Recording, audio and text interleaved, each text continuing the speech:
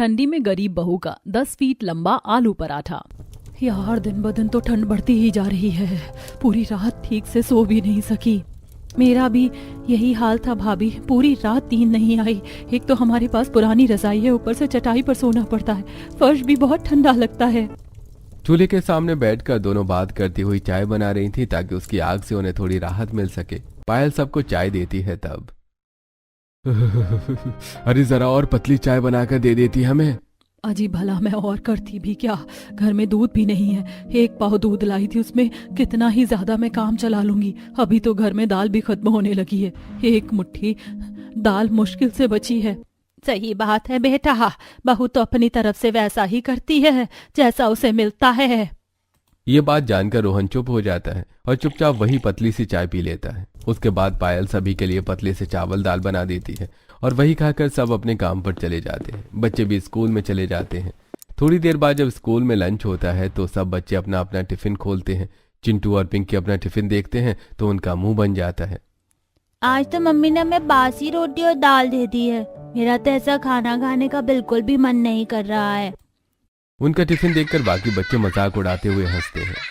देखो ये गरीब टीचर फिर से वही बदली सी दाल और बासी रोटी लेकर आ गए। अरे उनके घर में तो कभी कुछ और बनता ही नहीं है। वही तो, हमें देखो हमारी मम्मी कितनी अच्छी है, हर रोज हमें अलग अलग तरह का खाना बना कर देती है। और आज तो मेरी मम्मी ने मुझे आलू के पराठे बना कर दिए हैं और मेरी मम्मी ने मुझे मेथी के पराठे बना कर दिए हैं। वो बच्चे चिंटू और पिंकी को चिढ़ा चिढ़ाकर पराठे खा रहे थे, जिसे देखकर दोनों बच्चे बहुत उदास हो जाते हैं और चुपचाप भूख में वही बासी रोटी दाल खा लेते हैं। शाम को दोनों बच्चे ठंड में कांपते हुए घर आते हैं। मम्मी बहुत ठंड लग रही है, इस फटी जर्सी पे तो ठंड भी नहीं रुकती। हाँ मम्मी, बाहर इतनी तेज हवा चल रही थी, हमारे पास तो टोपे भी नहीं है। मेरे तो सर्दी की वजह से सर में दर्द भी हो जाता है। बच्चों तुम दोनों जल्दी से बिस्तर में बैठ जाओ, मैं तुम्हारे लिए गर्म पानी करके लाती हूँ। दोनों बच्चों को पायल गर्म पानी करके देती है ताकि उनके शरीर में थोड़ी सी राहत मिल सके। और जब दोनों बच्चों को थोड़ा सा ठीक महसूस होता है और जब पायल उन्हें सूखे दाल चावल देती है तब वो कहते हैं, मम्मी कभी तुम भी हमारे लिए आलू के पराठे क्यों नहीं बनाती हो? बिल्कुल, रोज रोज हमें यही सूखे दाल चावल खाने को दे देती हो। मुझे तो अभी ये दाल बिल्कुल भी अच्छी नहीं लगती, मुझे नहीं खाना चाहिए गंदा खाना। नहीं बेटा, ऐसा नहीं बोलते, इस तरह खाने का अनादर नहीं करना चाहिए हमें। अभी जो बना है खा लो, मैं कभी तुम्हारे लिए बाद में आलू के पराठे बना दूंगी। थोड़ी देर तक तो बच्चे खाना नहीं खाते, लेकिन बाद में भूख लगने पर उन्हें वही खाना खाना पड़ता है।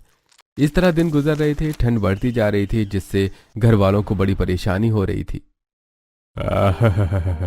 अरे मुझे बहुत ठंड लग रही है, रजाई में भी ठंड नहीं रुक रही। हाँ जी, बिल्कुल सही कहा, आज तो बहुत ज्यादा ठंड है, मुझे भी कपकपी चढ़ रही है। दोनों ही ठंड में बहुत ज्यादा कांप रहे थे। वहीं दूसरी तरफ पायल और रिया को भी बहुत सर्दी लग रही थी। तब मैं अभी बाहर से आग लेकर आती हूँ। पायल एक तसले में थोड़ा सा कोयला रख देती है और उसमें उपलों को भी जलाकर रख देती है। कमरे में रखने के बाद कमरे में थोड़ी बहुत गर्मी होना शुरू होती है। अब जाकर जरा राहत मिल रही है।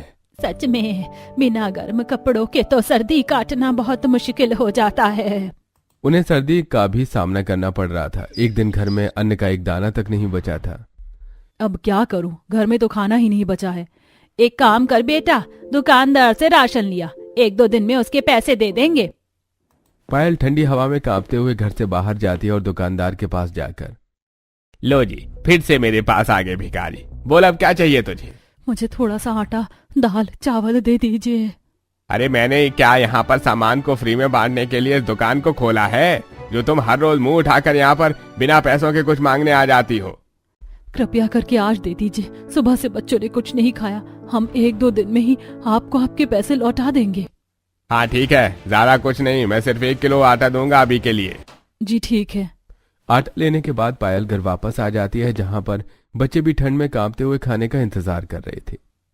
मम्मी क्या आप हमारे लिए आज आलू के पराठे बना रही हो? हाँ मम्मी, आज तो आप दुकान से भी सामान लेकर आई हो। नहीं बेटा, मैं ज्यादा कुछ नहीं लेकर आई, बस मुझे आटा ही मिला। अभी मेरे पास तेल और आलू खरीदने के पैसे नहीं है, मैं तुम्हें बाद में बनाकर खिला दूंगी। बस ऐसे ही कहती रहती हो आप, गंदी मम्मी हो, मैं नहीं खाना अब। सच में तू जगह मम्मी पापा उनको इतनी अच्छी अच्छी चीज खिला दे, लेकिन हमें तो ठीक से खाना भी नहीं खिलाया जाता। सुबह से भूखे बैठे थे, बस एक आलू के पराठे खाने के लिए भी इतना ज्यादा तरसा दिया है। गुस्सा होकर दोनों बच्चे बाहर आंगन में चले जाते हैं। वहीं दूसरी तरफ घर में ये सब देखकर पायल की आंखें नम हो जाती हैं। मैं क्या करूं? मेरी किस्मत इतनी खराब है, मैं अपने बच्चों को एक बार आलू के पराठे तक नहीं खिला सकती। कितनी मजबूर माँ हूं मैं। सच में बहू, पता नहीं कब जाकर हमारे घर के हालात सुधरेंगे, बड़ी मुसीबत होती है। तभी उनका दोस्त वहां आता है जो हाथ में आलू के पराठे को मोड़कर खाता हुआ वहां आ रहा था। और तुम दोनों कौन सा गेम खेल रहे हो? मोनू उनसे सवाल पूछता है, लेकिन दोनों का ही ध्यान उसके आलू के पराठे की तरफ था। दोनों बड़ी लालसा से उसकी तरफ देख रहे थे और उसके मुंह से लार बह रही थी। अरे तुम दोनों ऐसे भूत बनकर क्यों खड़े हो गए? मैं तुम दोनों से बात कर रहा हूँ। अब क्या मेरे आलू के पराठे पर भी नजर लगा दोगे? गरीब लालची कहीं के, छोड़ो मुझे, तुम्हारे साथ खेलना ही नहीं है। इतना कहकर वो बच्चा वहां से चला जाता है और चिंटू और पिंकी की आंखों में आंसू आ जाते हैं। ये सारा नजारा पायल अपनी आंखों से देखती है तो उसकी आंखों में भी आंसू आने लगते हैं। वो चुपचाप घर के अंदर वापस आ चली जाती है और जब शाम को रोहन घर वापस आता है तो यार बाहर तो बहुत ठंड है, लेकिन घर में इस आग की वजह से थोड़ी बहुत राहत मिल रही है। वरना इस फटी स्वेटर में हर रोज काम पर जाना पड़ता है, हालत खराब हो जाती है। हाँ बेटा, आज यहाँ तसले में आग के पास बैठ जा। पायल सबके लिए चूल्हे पर रोटी बना रही थी, वहीं दूसरी तरफ सभी आग सेंक रहे थे। पायल खाने में सबको सूखी रोटी दे देती है। आज रोटी है बस, खाने के साथ दाल तो दे देती। घर में राशन खत्म हो गया था, आटा भी उधार लेकर आई हूँ। दुकानदार ने और कुछ उधार पर देने से मना कर दिया। शुक्र मनाओ कि कम से कम रोटी तो मिल रही है। हाँ बेटा, तू बहू को थोड़े पैसे दे दे ताकि वो थोड़ा राशन खरीद सके। अभी कहाँ माँ, अभी तो पगार मिलने का टाइम दूर दूर तक नजर नहीं आ रहा है। समझ नहीं आ रहा सब कैसे होगा, बड़ी परेशानी है। ये बात सुनकर सभी चुप हो जाते हैं और चुपचाप 2 सूखी रोटी खाकर सो जाते हैं। अगले दिन सुबह जब पायल बाजार जा रही थी तब रास्ते में उसे एक इश्तिहार नजर आता है। इस ढाबे में एक खाना बनाने वाले की जरूरत है। क्यों ना मैं यहाँ पर काम करना शुरू कर दूं। अगर काम करूंगी तो परिवार को सहारा दे पाऊंगी। एक बार अंदर जाकर बात करके देख ही लेती हूँ। पायल उस ढाबे के अंदर जाती है जहाँ ढाबे की मालकिन बैठी हुई थी। जी बताइए, क्या खाना है आपको? दरअसल मैं यहाँ खाना खाने नहीं आई हूँ, मैं यहाँ पर बाहर लगा इश्तिहार देखकर आई हूँ। ओह अच्छा, तो तुम यहाँ काम की तलाश में आई हो। देखो, पहले मैं तुमसे खाना बनवा कर देखूंगी। अगर 2-3 दिन मुझे लगा कि तुम ठीक से काम कर रही हो तभी काम मिलेगा, और साथ में तुम्हें यहाँ बर्तन भी साफ करने होंगे और साफ सफाई का भी काम करना होगा। जी ठीक है, मैं आज अपने घर पर बात कर लूंगी और कल आपको आकर बता दूंगी।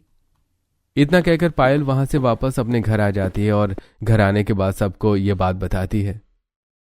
लेकिन वो महिला तुमसे कुछ ज्यादा ही काम नहीं करवाएगी।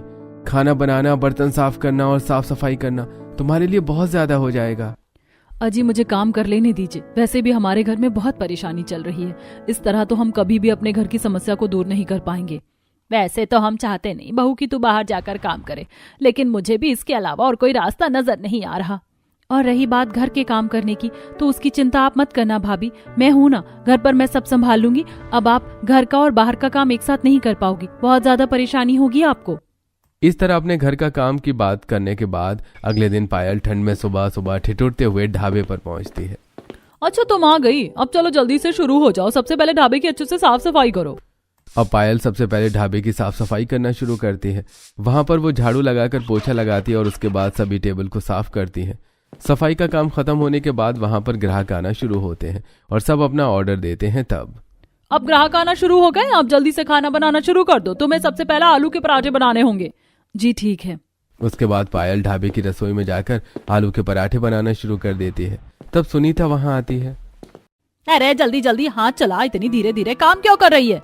जी मालकिन बस बन गया है, और साथ में दाल रोटी बनानी है, जल्दी कर। उसके बाद पायल पहले आलू का पराठा, उसके बाद दाल रोटी बनाकर सभी ग्राहकों को खाना परोसती है। सभी ग्राहक खाना खाते हैं तो उन्हें बहुत अच्छा लगता है। अरे भाई, ये आलू का पराठा तो बहुत स्वादिष्ट है, इसे खाकर तो मजा आ गया। इससे स्वादिष्ट आलू का पराठा तो मैंने अभी तक नहीं खाया। अरे भाई बिल्कुल सही कहा, ये आलू का पराठा सच में बहुत स्वादिष्ट है। जी शुक्रिया। पूरा दिन ढाबे पर बहुत से ग्राहक आते हैं और सभी को वहां पर सबसे ज्यादा आलू का पराठा बहुत अच्छा लगता है। उसके बाद शाम को अरे आज तो मुझे बहुत अच्छा मुनाफा हुआ है। वहीं दूसरी तरफ पायल ठंड में बाहर बैठकर बर्तन धो रही थी। हुई माँ, मुझे तो बहुत ज्यादा ठंड लग रही है। इतनी ठंड में तो मेरे हाथ बर्फ जैसे हो रहे हैं। पायल बर्तन साफ कर रही थी, तभी वहां सुनीता भी आ जाती है। अरे जल्दी जल्दी हाथ चला, मुझे भी घर जाना है। अब यहीं पर पूरी रात थोड़ी काटनी है। जी ठीक है मालकिन, बस अभी होने ही वाला है सारा काम। और मुझे तेरा काम अच्छा लग रहा है। कल से तुझे यहाँ पर जल्दी आकर काम करना है। जी शुक्रिया मालकिन। इस तरह पायल काम खत्म करने के बाद रात को ठंड में ठिठुरते हुए घर वापस आती है। घर आने के बाद वो बहुत ज्यादा थक गई थी। रिया उसे गर्म पानी लाकर देती है। लो भाभी, गर्म पानी पी लो, ठंड में थोड़ी राहत मिलेगी। पायल आग के सामने बैठकर गर्मा गर्म पानी पीती है और उसके बाद सभी बैठकर सूखे दाल चावल खा रहे थे। मम्मी आप तो आज काम करने गई थी, फिर भी हमें सूखे दाल चावल खाने पड़ रहे हैं। आपने कहा था कि काम करने के बाद आप हमें आलू के पराठे खिलाओगी। हाँ बिल्कुल मम्मी, हमें भी खिला दो। बेटा अभी तो मैंने सिर्फ काम शुरू ही किया है, बस तुम कुछ दिन रुक जाओ। जैसे ही मुझे पैसे मिलेंगे मैं पक्का तुम्हें आलू के पराठे बनाकर खिलाऊंगी।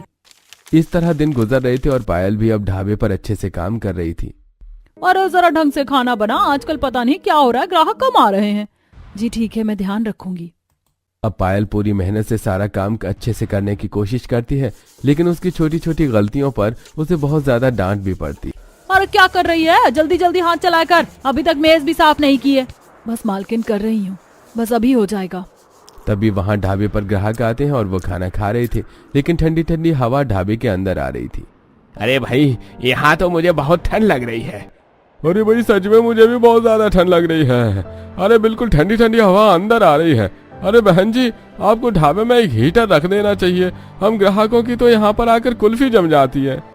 ग्राहक जल्दी जल्दी खाना खाकर वहां से चले जाते हैं, क्योंकि ढाबा खुला हुआ था तो वहां पर सभी को बहुत ठंड लगती थी। पता नहीं लोगों के भी आजकल बहुत नखरे हैं, हर चीज में कमी निकालते रहते हैं। कभी कहते हैं ठंड लग रही है, कभी कुछ कहते हैं कि कुछ हो रहा है। अब इनके लिए हीटर भी लगा दो, बड़ी डिमांड करते हैं आजकल सब लोग। थोड़ा बहुत भी एडजस्ट नहीं कर सकते। मालकिन मेरे पास ठंड से बचने के लिए एक तरकीब है। एक तसले में कोयला रखकर और हल्की आग जलाकर अगर हम अंदर रख देंगे तो पूरे ढाबे में थोड़ी बहुत गर्मी फैल जाएगी। उसके बाद पायल ऐसा ही करती है, तो जब वहां पर दोबारा ग्राहक आते हैं तो उन्हें ज्यादा ठंड नहीं लगती और काफी अच्छा भी लगता है। इस बात से सुनीता खुश हो जाती है। तुम काफी अच्छा काम कर रही हो, चलो अच्छी बात है। अब इस तरह समय गुजर रहा था। कुछ दिन बाद सुनीता को पता चलता है कि आपको पता है आजकल हमारे सारे ग्राहक कहाँ जा रहे हैं? वहीं थोड़ी दूर पर एक होटल है जहाँ पर 2 फीट बड़ा आलू का पराठा बनाकर बेचा जा रहा है। क्या कहा, सच में 2 फीट बड़ा आलू का पराठा बनाकर बेचा जा रहा है? बिल्कुल सही कहा, इसीलिए ज्यादा ग्राहक वहाँ पर जा रहे हैं। अगर तुम भी 2 फीट बड़ा आलू का पराठा बनाकर बेचोगी तो अच्छा रहेगा। उस औरत से बात करने के बाद सुनीता ढाबे के अंदर आ जाती है और खुद से बड़बड़ाते हुए कहती है, अरे पता नहीं क्या क्या अलग अलग अनोखी चीजें चल रही हैं। इतना ड्रामा करने का फालतू समय नहीं है मेरे पास। बताओ, पराठा तो पराठा होता है, छोटा हो या बड़ा। भला 2 फीट लंबा पराठा खाने के लिए लोग एक्स्ट्रा पैसे फूंक कर वहाँ जा रहे हैं। हाँ, अरे उन्हें तो स्वाद देखना चाहिए। तब सुनीता अपने फोन में रील्स देख रही थी। फोन में एक रील चल रही थी जिसमें एक दुकानदार, आइए आइए 5 इंच लंबा मोमोज खाइए। जो ये पूरी प्लेट मोमोज के आधे घंटे में खा लेगा उसे हम 5,000 रुपए इनाम देंगे। ये रील देखकर सुनीता हैरान हो जाती है। बताओ, अब मोमोज भी इतने बड़े बनाने लगे। पता नहीं दुनिया में क्या क्या चल रहा है। उस रील को हटाकर सुनीता फोन आगे चलाती है, तब उसके सामने एक और रील आती है। आइए आइए हमारे यहाँ आकर 6 फुट बड़ा डोसा खाइए। एक बार खाएंगे तो बार बार आएंगे। ये सब देखकर सुनीता बड़बड़ा रही थी। तभी पायल उससे कहती है, तो मालकिन हमें भी एक बार ये ट्रिक अपना लेनी चाहिए। क्या पता हमारे पास भी ग्राहकों की लंबी लाइन लग जाए और फिर जितना बड़ा पराठा होगा हम उसे उतना ही ज्यादा दाम पर बेच पाएंगे। अरे लेकिन उसे बनाएंगे कैसे, ये भी तो सोचना होगा। है तो बहुत मुश्किल, लेकिन एक बार हम कोशिश तो कर ही सकते हैं। मैंने एक बार देखा था कि एक बड़ा सा लोहे का ड्रम होता है, उसके ऊपर हाथ से बहुत बड़ी रोटी बनाकर डाल दी जाती है। मैंने बहुत बड़ी बड़ी रोटी बनते हुए देखा है, लेकिन पराठा बनते हुए नहीं देखा। अगर हम प्रैक्टिस करेंगे तो सब हो जाएगा। अच्छा ठीक है, अगर तू कोशिश कर पाए तो करके देख ले। उसके बाद पायल सारा सामान लेकर आती है और ढाबे के पीछे वाली एक खुली जगह पर तिरपाल लगाने के बाद वहां पर बड़ा सा ड्रम रख लेती है और उसे आग में पूरी तरह से गर्म करके उबाल लेती है। वहीं दूसरी तरफ उसने बहुत सारा आटा गूंथ लिया था, साथ में उसमें आलू उबाल कर भी तैयार कर दिए थे। एक काम करती हूँ, पहले रोटी बनाकर कोशिश करती हूँ कि रोटी ठीक से बन रही है या नहीं, उसके बाद पराठा बनाने की कोशिश करूंगी। तब पायल हाथ से बड़ी रोटी बनाकर बड़े से ड्रम पर उसे बनाने की कोशिश करती है तो रोटी बनाने में तो वो कामयाब हो जाती है, जिसे देखकर सुनीता कहती है, तूने तो सच में इतनी बड़ी रोटी बना दी, कमाल हो गया। अब बस तू कैसे भी करके हमारे लिए आलू का पराठा भी बना दे। लेकिन ड्रम पर रोटी बनाना तो आसान है, लेकिन गोल सतह पर पराठा बनाना बहुत मुश्किल हो जाएगा। तब पायल काफी देर सोच विचार करती है और उसे एक तरकीब सूझती है। हाँ, हमें इस ड्रम को काट कर सीधा कर लेना चाहिए और उसके बाद इसके नीचे बहुत सारी आग जलाकर तब हम आलू का पराठा बना सकते हैं। अब पायल बहुत सारी ईंट लेकर आती है और वो उन ईंटों की मदद से थोड़ी थोड़ी दूरी पर बहुत ही ऊंचे ऊंचे चूल्हे बना देती है। इसके बाद कटे हुए ड्रम को उसके ऊपर रख देती है। फिर बड़ी सी 2 रोटी बनाकर उन दोनों के बीच में आलू की स्टफिंग फिल कर देती है। मालकिन, एक साइड से पराठा मैं पकड़ूंगी, एक साइड से आप पकड़ लेना और इसे हम इस लोहे के स्तर पर रख देंगे। इसके बाद ये आसानी से पक जाएगा। दोनों मिलकर 10 फुट बड़ा आलू का पराठा आखिरकार बना ही लेती है, जिसे देखने के बाद सुनीता भी बहुत हैरान हो गई थी। अब सुनीता अपने ढाबे के बाहर बड़े बड़े अक्षरों में लिखवा देती है कि यहाँ पर 10 फुट बड़ा आलू का पराठा मिलता है, जिसे देखकर बहुत सारे ग्राहक उत्साहित होकर वहां पर खाना खाने आते हैं। अरे भाई, मुझे तो 10 फुट बड़ा पराठा ही खाना है, लेकर आओ। बिल्कुल सही कहा, मैं तो देखो जरा 10 फीट लंबा पराठा कितना बड़ा होता है। अरे उसे कैसे खाया जाएगा भाई। तब पायल और सुनीता मिलकर सभी के सामने 10 फीट लंबा पराठा लेकर आती है और सभी उसमें से थोड़ा थोड़ा हिस्सा लेकर खाना शुरू करते हैं। स्वाद वही पहले जैसा, पायल के हाथों का, जो सबको पसंद था। लेकिन सबसे अनोखी बात कि वो पराठा बहुत बड़ा 10 फीट लंबा था, जिसे देखने के लिए अब दूर दूर से ग्राहक आ रहे थे और सुनीता का ढाबा बहुत अच्छा चल रहा था। तूने तो मुझे खुश कर दिया, ले आज तेरी पगार। मालकिन, मैं कह रही थी कि अब तो हमारा 10 फीट लंबा पराठा भी बहुत ज्यादा अच्छी तरीके से बिक रहा है, तो क्या आप मेरी थोड़ी सी पगार बढ़ा सकती हैं? अरे पहले गांव बसा नहीं और तुम मांगने आ गए, जरा थोड़ा सा तो सब्र रखा होता। अभी से मैं तुम्हारी पगार कैसे बढ़ा सकती हूँ? और भी तो बहुत से खर्चे होते हैं ढाबा चलाने के लिए। सुनीता पायल को गुस्से से खरी खोटी सुना देती है और पायल उसके बाद कुछ नहीं कहती और अपनी पगार लेकर घर वापस आ रही होती है। तब वो, मुझे 2 किलो आलू दे दीजिए और उसके साथ 1 किलो प्याज, आधी किलो हरी मिर्च। जी, अभी दे देता हूँ। सारी सब्जी लेने के बाद पायल घर वापस आ जाती है। देखो बच्चों, आज मैं तुम सबके लिए आलू के पराठे बनाने वाली हूँ। ये बात सुनकर दोनों बच्चे खुश हो जाते हैं और पायल के पास दौड़ कर आते हैं। क्या सच में मम्मी, आज आप हमारे लिए आलू के पराठे बना रही हो? हाँ बिल्कुल, तुम दोनों आराम से बैठ जाओ और मैं तुम्हारे लिए आलू के पराठे बना रही हूँ। अब पायल सबसे पहले आटा गूंथती है और उसने चूल्हे पर आलू उबालने के लिए रख दिए थे, जिसके बाद रिया आलू छील रही थी और फिर पायल उसका मसाला तैयार करके सभी को आलू के पराठे बनाकर खिलाती है। सच में तुमने तो बहुत स्वादिष्ट आलू के पराठे बनाए हैं। हाँ मम्मी, आलू के पराठे बहुत स्वादिष्ट है, खाकर मजा आ गया। हाँ मम्मी, मुझे भी आलू के पराठे बहुत स्वादिष्ट लग रहे हैं। अरे सच में इतने समय बाद कुछ अच्छा खाने को मिल रहा है, वरना वही सूखी दाल रोटी चावल खाकर मैं तो बहुत पक गया था। अच्छा बेटा, तू हर रोज वहाँ पर अब 10 फीट लंबा आलू का पराठा बनाती है, उसमें तेरी बहुत मेहनत लगती होगी। तूने अपनी मालकिन को बोला पैसे बढ़ाने के लिए? बोला तो था मम्मी जी, लेकिन मना कर दिया। आपकी मालकिन बहुत खड़ूस है भाभी, ऐसे तो काम नहीं चलेगा। अगर आप अलग से अपना काम शुरू कर दोगी तो बहुत अच्छा चलेगा। वैसे भी वो आपको बिना वजह परेशान करती हैं। मैं भी इस बारे में सोच रही थी, कुछ तो करना ही होगा। अगले दिन सुबह सुनीता पायल का बेसब्री से इंतजार कर रही थी। ये हर बार मुझसे पैसे बढ़ाने को बोलती है। मैं एक बार इस कॉन्ट्रैक्ट पर साइन करवा लूं, फिर मुझे घबराने की जरूरत नहीं। इस कॉन्ट्रैक्ट पर साइन करने के बाद ये कभी भी खुद से 10 फीट बड़ा आलू का पराठा नहीं बना पाएगी। इसे सिर्फ मेरे लिए ही काम करना होगा। जब पायल ढाबे पर काम करने आती है तब सुनीता उसे कॉन्ट्रैक्ट पर साइन करने के लिए कहती है। लेकिन इस पर मुझे साइन क्यों करना है? अरे हमें एक बहुत बड़े होटल से ऑर्डर आया है, हमें उसे पूरा करना है। अब पराठा तो तुम ही बनाती हो, तो साइन तो तुम्हें ही करना होगा ना। इसमें हमें बहुत मुनाफा होगा, मैं तुम्हें बहुत पैसे दूंगी, चिंता मत करो, बस तुम साइन कर दो। अब सुनीता पायल से साइन करवा लेती है और अपने ढाबे पर इसी तरह काम करवाती है। बल्कि अब सुनीता का व्यवहार पहले से भी और ज्यादा खराब होता जा रहा था और हर कोई वहां पर 10 फीट बड़ा आलू का पराठा खाने आ रहा था। सुनीता को तो बहुत मुनाफा हो रहा था, लेकिन वो पायल को बहुत कम पैसे दे रही थी। आपने मुझसे कहा था कि आप मेरे पैसे बढ़ा देंगी, लेकिन आप तो मेरे साथ और ज्यादा बुरा व्यवहार कर रही हो। बस बहुत हुआ, अब मैं आपके साथ और काम नहीं करूंगी, मैं अपना काम खुद शुरू करूंगी। पायल की यह बात सुनकर सुनीता जोर जोर से हंसने लगती है। लगता है तुम्हें पता नहीं, लेकिन तुम ऐसा नहीं कर सकती। किसने कहा कि मैं ऐसा नहीं कर सकती? क्योंकि मैंने तुमसे जिस कॉन्ट्रैक्ट पर साइन करवाए थे उसमें ऐसा लिखा था कि तुम 10 फीट बड़ा पराठा सिर्फ मेरे ढाबे के लिए बना सकती हो, खुद से नहीं बना सकती। अगर तुमने ऐसा किया तो तुम्हें मुझे 2 लाख रुपए फाइन देना होगा। ये बात सुनकर पायल के पांव तले जमीन खिसक जाती है। क्या कहा? लेकिन आप मेरे साथ ऐसा नहीं कर सकती। बिल्कुल, मैं तुम्हारे साथ कुछ भी कर सकती हूँ, इसलिए चुपचाप अपना काम करो वरना मैं तुम्हें छोड़ूंगी नहीं। बेचारी पायल उदास होकर फिर से 10 फीट बड़ा पराठा बनाना शुरू करती है। उसकी आंखों से आंसू बह रहे थे। हे भगवान, कौन सी मुसीबत में फंस गई हूँ मैं। मेरे साथ बहुत गलत हो रहा है, मेरी मदद करो। मेरे साथ धोखा हुआ है लेकिन मैं इतनी आसानी से हार नहीं मानूंगी।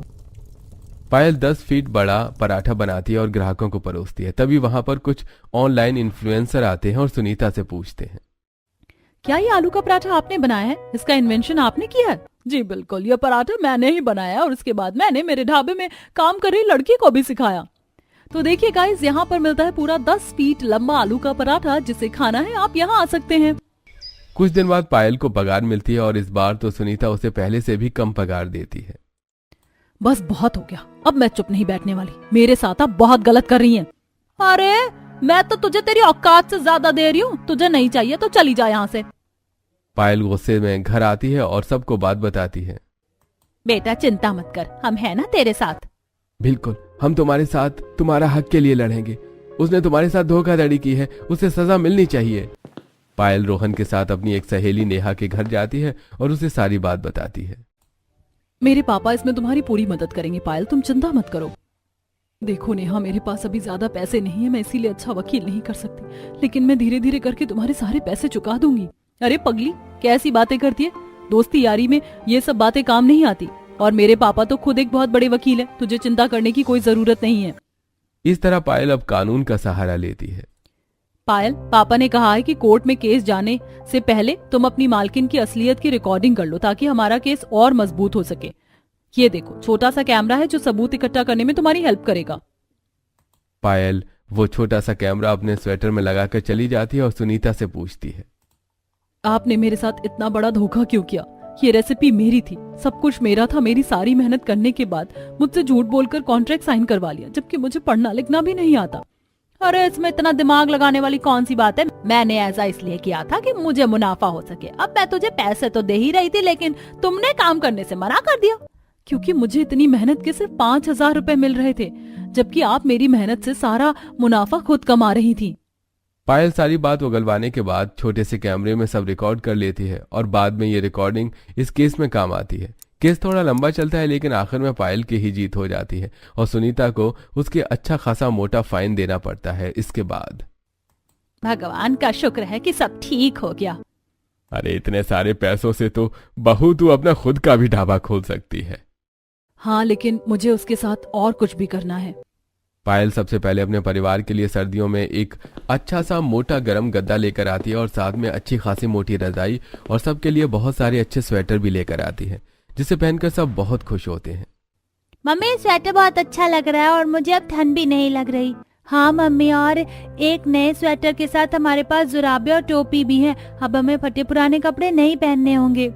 बिल्कुल बेटा।